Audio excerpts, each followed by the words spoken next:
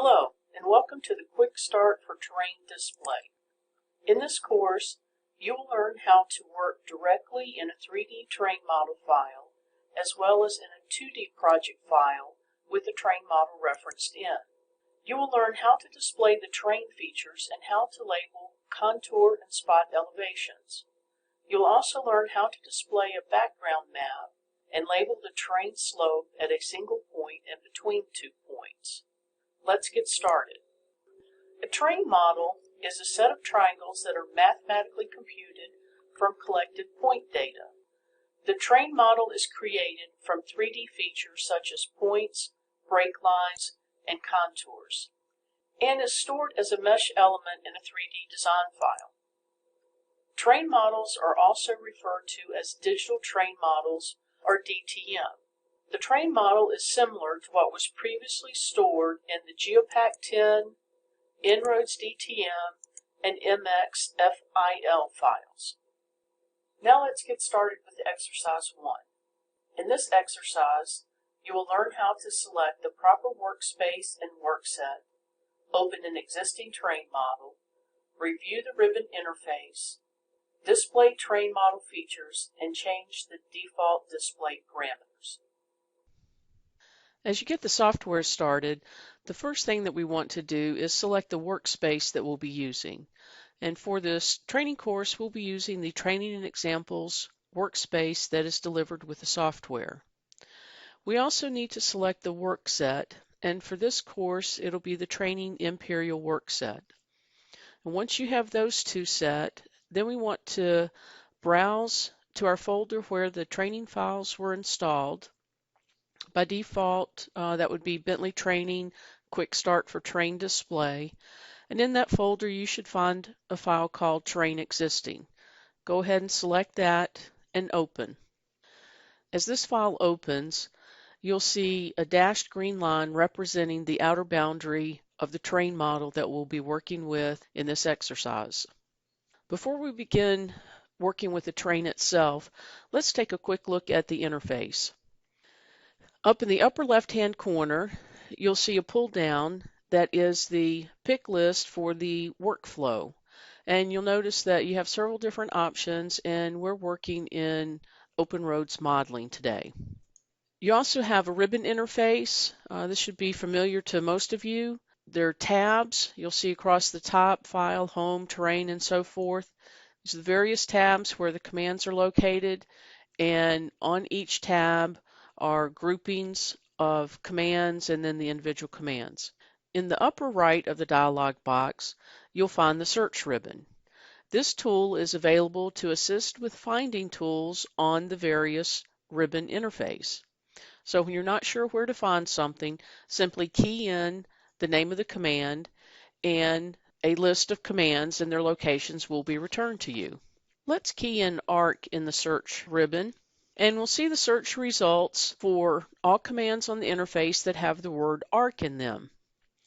And if we hover over a command, you'll notice that it will show you each workflow, ribbon tab, category, and then the command where that particular command is located. If we left-click on ARC Between Points, that will launch the command, and you'll see the dialog come up for that command, and the heads-up prompt shows up to start that command. Let's go ahead and right-click out of that. Now let's take a look at the backstage view. Clicking File on the ribbon will bring us to this view where you can access commands for creating a new file, opening a recent file, save, save as, save settings, and so forth. Additionally, if you click on Settings, you'll find Design File Settings, Preferences, Customizations, and all these settings over here on the backstage view help keep the ribbon menus focused on the actual design tools. Now, click on the arrow in the upper left to return to the main ribbon interface. Now let's take a look at the terrain model and how to display the features. Let's go to the ribbon menu and select the Home tab, then select the Element Selection tool. On the dialog box for element selection, let's make sure that Individual and New is selected, and then simply left-click on the green outline of the terrain model. Then move your cursor slightly along the line, just hovering, and the context-sensitive toolbar will appear. And if you move your mouse up onto the toolbar, you can slide your mouse down and see the various commands. And these are all commands that will apply to the train model. From the menu here, let's select the Properties tool. The Properties menu will show up, and as you move your cursor over the menu, you can see different information about the train model. You'll see toggles for the various features, the calculated features and source features. And let's turn the triangles on by going to the triangles, selecting the drop-down arrow and clicking on, and you'll see the triangles display for the model. And you can simply reselect that and toggle it off. And let's go to the break lines in this next section and toggle them on. And you can see at the left end of the model, brake line showing up for the road. Now you notice that as I moved my cursor, the Properties menu disappeared. All you have to do to get it back, again, is hover over the boundary of the model, select the Properties tool, and it will come back. Now that we've seen how to display the train model features, let's take a closer look at a couple of the features. The source features are the features that are imported to create the train model and include brake lines, boundary, imported contours, islands, holes, and feature spots. The image here shows the brake lines along the roadway, and the feature spots are the point elevations. And these are the source features for this train model. The calculated features are derived or calculated from the source features and include the major and minor contours, triangles, spots, flow arrows, and low and high points. Now this image shows the calculated feature spot points, which are essentially a point elevation at every triangle vertex in the train model. Let's continue with exercise 1. Going to the Home tab, in the primary category, select the Properties tool. This will display the property windows docked on the left side of your screen. You may use the handlers to resize the window as desired. And you'll notice that as this window is displayed, it's showing the information similar to what was found on the Properties dialog from the Context Sensitive menu. And you've got all of your controls to toggle on and off the display of your features.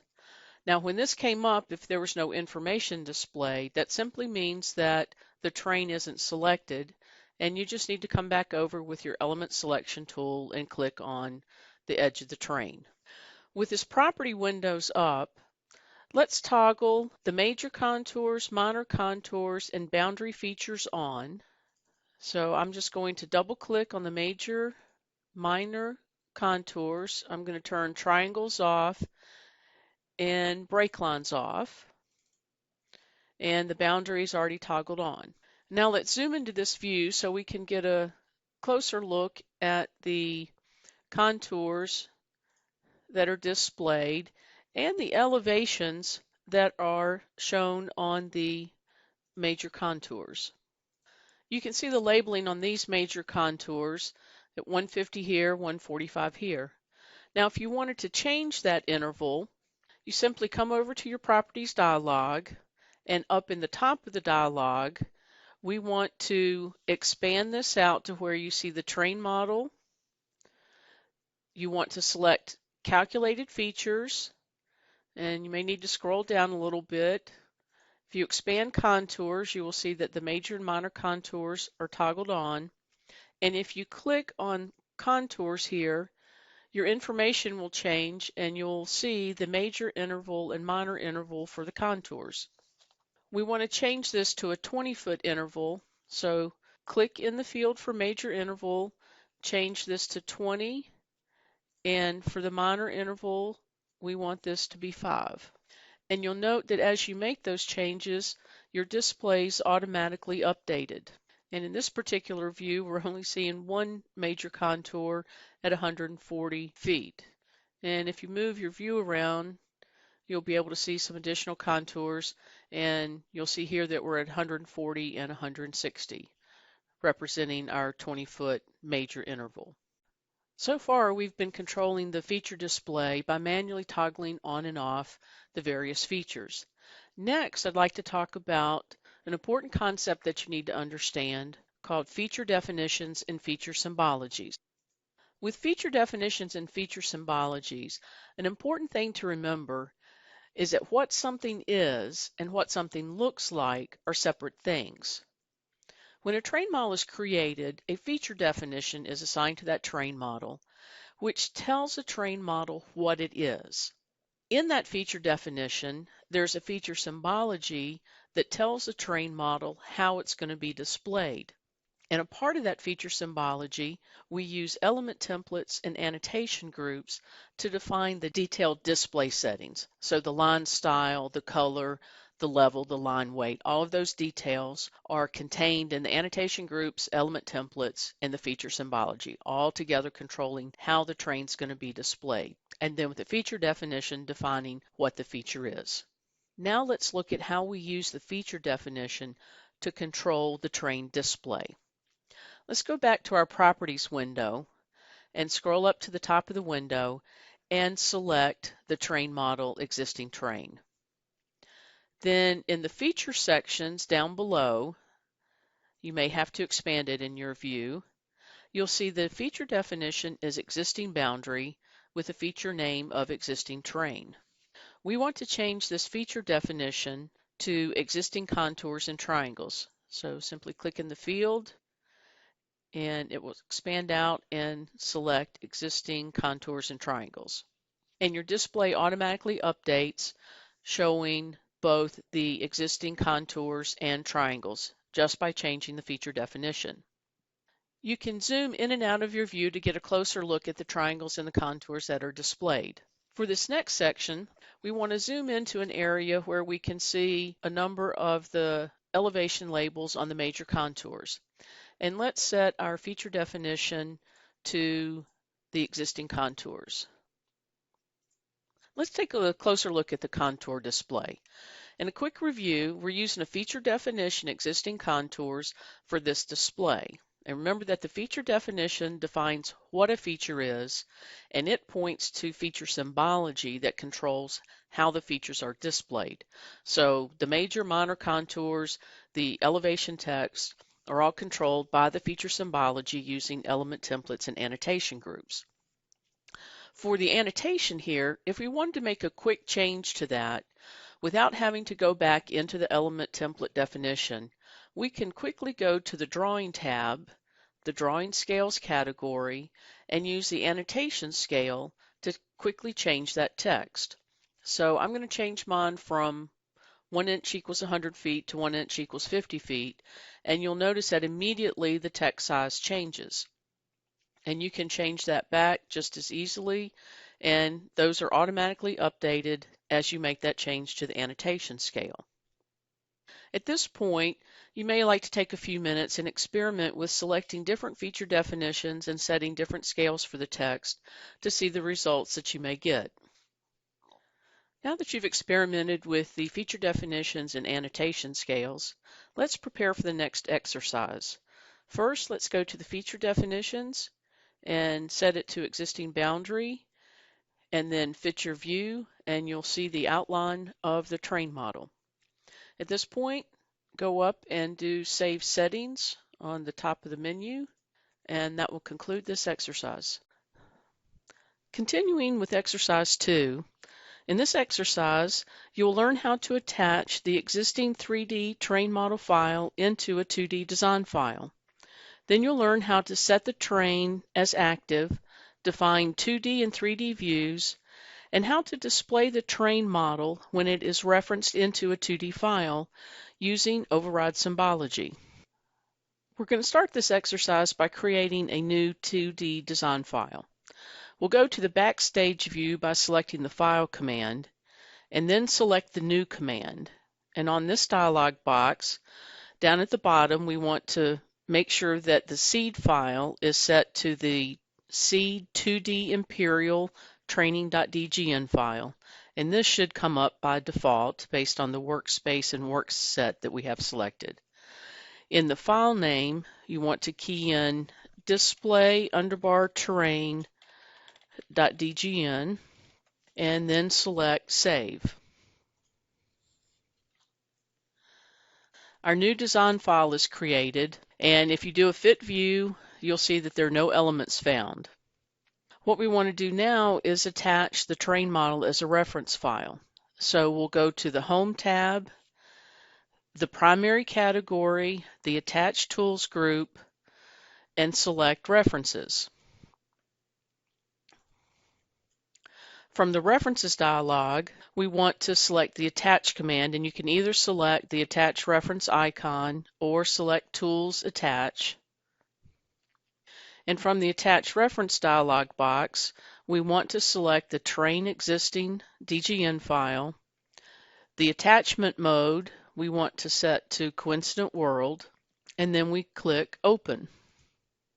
You can close the Reference File dialog box, click Fit View, and you'll now see the boundary of the terrain model. So instead of being directly in the terrain model as we were in exercise 1, we're now viewing the terrain model as a reference file from the 2D design file. Next, we want to set the active terrain model. We'll do this by selecting the Element Selection tool, left-clicking on the boundary of the terrain model, and hovering over the boundary until the context-sensitive toolbar appears. From here, we want to select the second command, the Set as Active Terrain Model. Left-clicking on that will set the terrain active. And in doing so, that will instruct the software to use that terrain model as the default terrain when using other design tools. And you can always change or clear the active terrain model. Also, when you set the terrain model active, the software will automatically create a 3D model inside of your 2D design file. And we'll take a closer look at this later in the exercise. Next, we want to reconfigure our view so we can look at both the 2D view and the 3D model that's been created and referenced into our file. We'll do that by right-clicking in the view, holding it down until this view menu appears. Well, let me do that again. The view control, and you want to slide over, and these views have been predefined for us in the workspace and workset. And we want to select this one that says 2 views, plan in 3D. Notice that the views changed and you now have 2 view windows open. View 1 on the left is the 2D model view that we started with, and view 2 on the right is the 3D model view that was automatically created when we set the terrain model active. And you'll notice in the top of the view window it says default 3D. That's indicating that this is the default 3D view. Okay, now let's review the models that are in this design file. On the Home tab, in the primary category, we want to select the Models tool. And this will bring up the Models dialog. Now you want to note that models can be 2D or 3D. And it's important to realize that even though we started with a 2D design file, it is possible to have a 3D model available in the same design file. And if you'll note here, we have the default model, which is from our 2D view and corresponds with view 1 default. And the default 3D model corresponds with view 2 that we have set up called default 3D.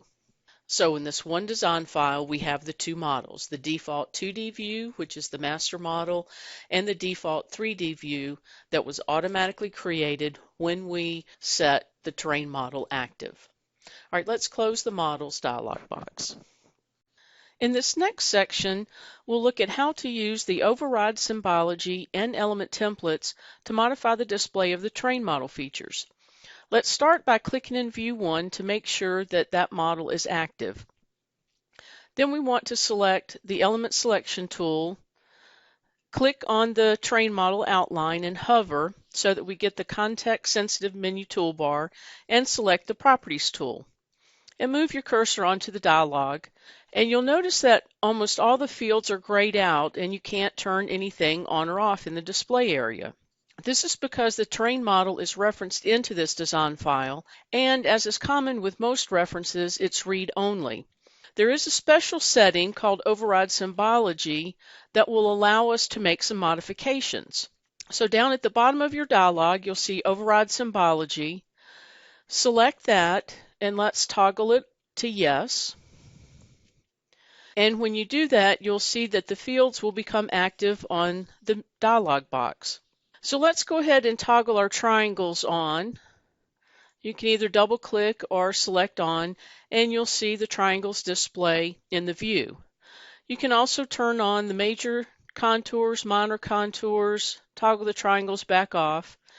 You can work with these features and see that these work like they did in the previous exercise, toggling them on and off.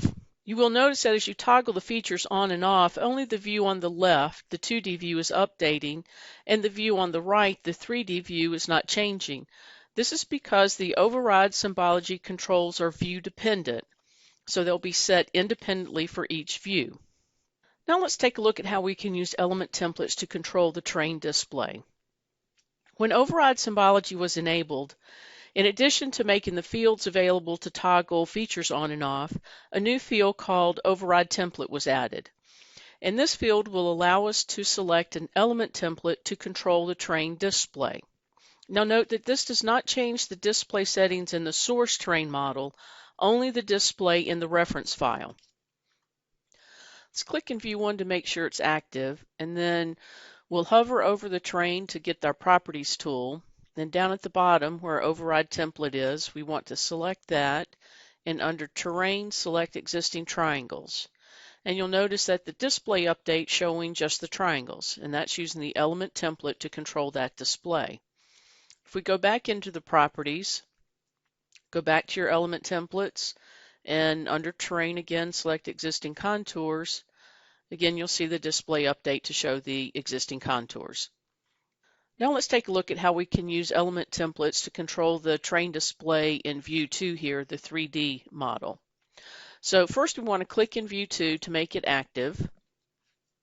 Using the element selection tool, select the train model and hover and select the properties tool.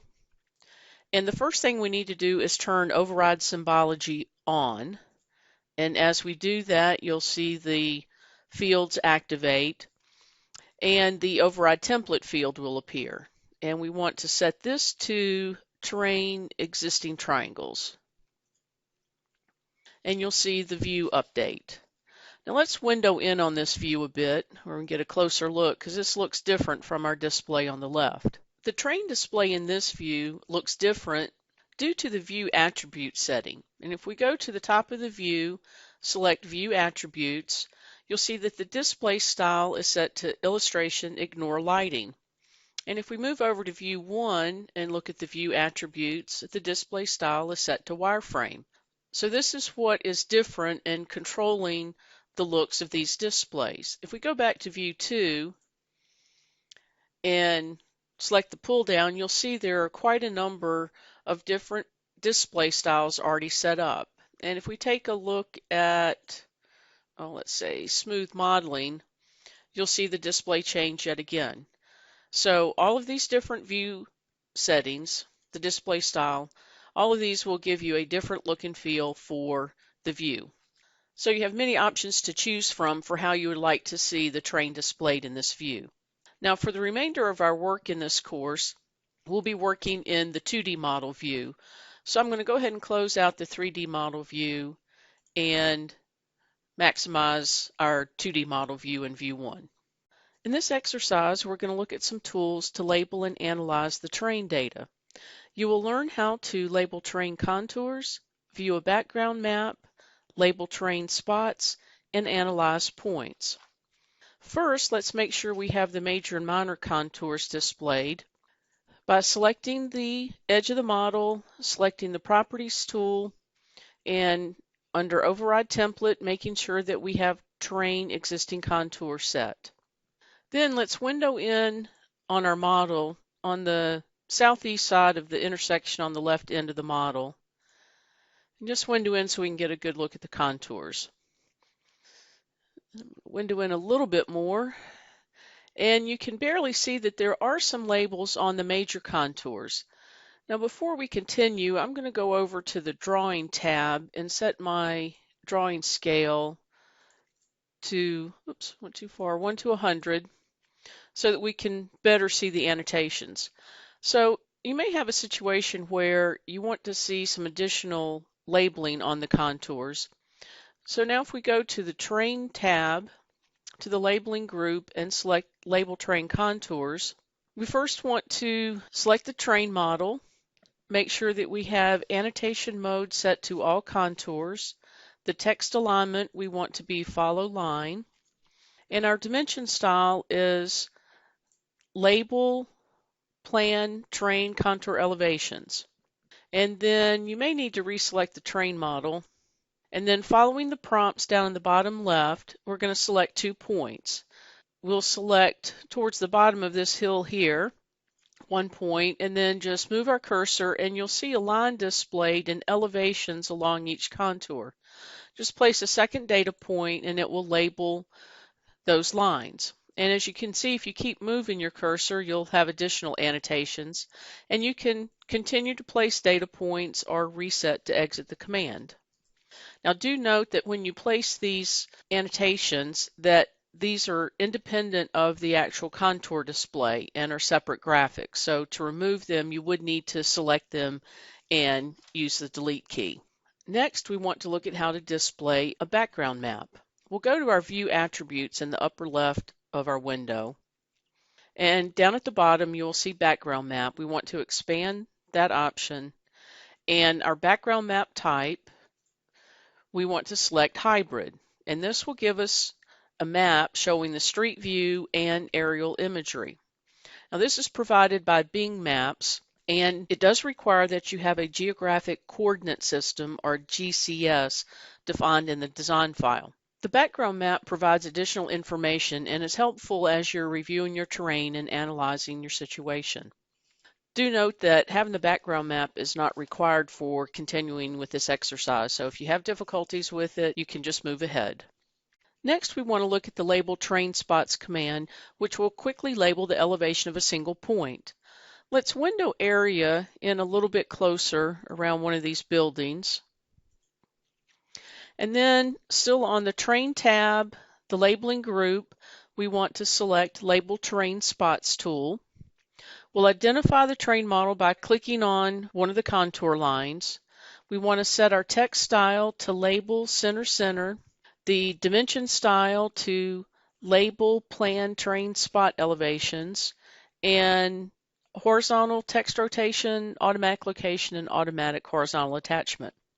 Then as you move your cursor out into your view, you'll see the heads-up prompt is dynamically updating the elevation as you move your cursor. So select a location and place a data point, and then as you move your cursor, you'll see a leader line and the elevation at that point. Place a second data point to actually place that label. Now we move to another location, place another data point to select the location, a second to place the label and the leader line. And then just reset to exit the command. The next tool we want to look at is the Analyze Points tool. Again, on the Terrain tab, we want to go to the Analysis group, and under Point, select the Analyze Point tool. We'll click on a contour line to select the element that we want to analyze. This will identify the terrain for us. And then as you move your cursor, you'll see information start to display. Over in the dialog that's come up, we want to toggle off display contours in the view, display slope. We want on, and right now let's turn display triangle off. And then move your cursor back on the view and you'll see the slope being displayed with a directional arrow, as well as the elevation, slope, and aspect information on the heads-up prompt. And again, select a location. I'm just going to go out here in the middle of this field, place a data point, and the slope and directional arrow is placed. Again, continue moving your cursor and placing data points to place this annotation. And then let's go back to the dialog and turn the display triangle option on. And we'll come back over and you'll notice now that there is a triangle being displayed along with a directional arrow.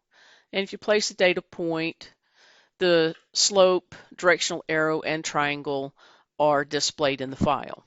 The triangle that's displayed indicates the actual triangle of the terrain model for the point that you selected, and the directional arrow will show the direction that that particular triangle is sloped. And let's reset out of this command. And the next command we want to look at is analyze between 2 points. Again, on the analysis group under points, we want to select analyze between 2 points. And following the heads up prompt, we need to select a terrain model element. And then we're prompted to select a start point. And I'm going to come, let's see, kind of the bottom side of this building, place a data point, and then as I drag my cursor, the slope is displayed of the line leading to the second point. And you have elevation, slope, distance, and angle information displayed on the heads up prompt. Place a second data point, we'll place that line and the slope in the file. And then you can go to another location, you're still active in the command, place 2 more points to get the slope between those 2 points. Reset to exit the command, and this concludes this exercise.